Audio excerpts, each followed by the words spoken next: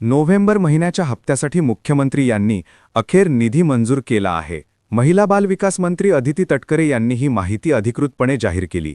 राज्यातील पहिल्या टप्प्यातील 20 जिल्ह्यांमधील 1 कोटी महिलांच्या खात्यात 17व्या हप्त्याचा लाभ जमा होणार आहे आणि यासाठी सरकारने 441 कोटी रुपयांचा निधीही निश्चित केला आहे।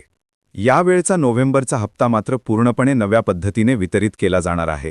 मुख्यमंत्री यांनी स्पष्ट सांगितले आहे की या हप्त्यासाठी 4 नवीन नियम लागू असतील आणि ते नियम पूर्ण करणाऱ्या महिलांनाच रक्कम मिळणार आहे। त्यामुळे 17वा हप्ता सर्वांनाच मिळणार नाही हे निश्चित झाले आहे।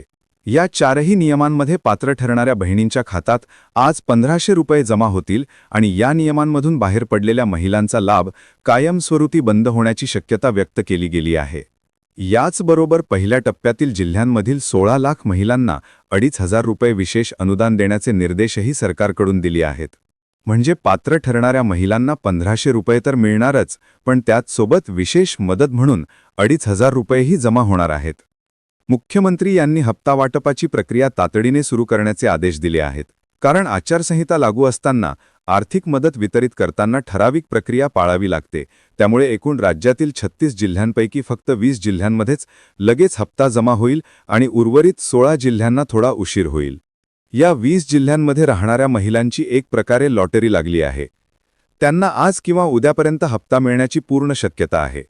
4 नियमात बसल्यास त्यांना विशेष अनुदानही मिळेल। मुख्यमंत्री यांनी सांगितले की सुरुवातीचे काही दिवस हे वितरण वेगाने सुरू राहील आणि प्रत्येक बहिणीने 4 नियम नीट तपासावे।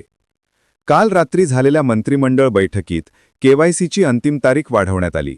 आधी केवायसीची शेवटची तारीख 18 नोव्हेंबर होती, ती आता 31 डिसेंबर 2025 पर्यंत वाढवण्यात आली आहे।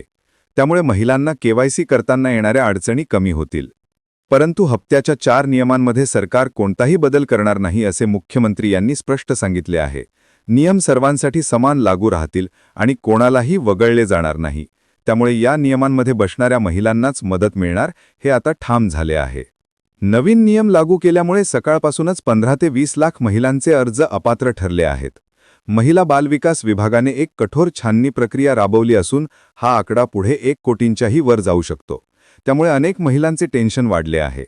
काही गावांमध्ये अर्ध्या महिला पात्र तर अर्ध्या अपात्र ठरत आहेत। नोव्हेंबरच्या हप्त्यासाठी तयार केलेल्या नव्या यादीत 4ही नियम सर्वात महत्त्वाचे मानले गेले आहेत।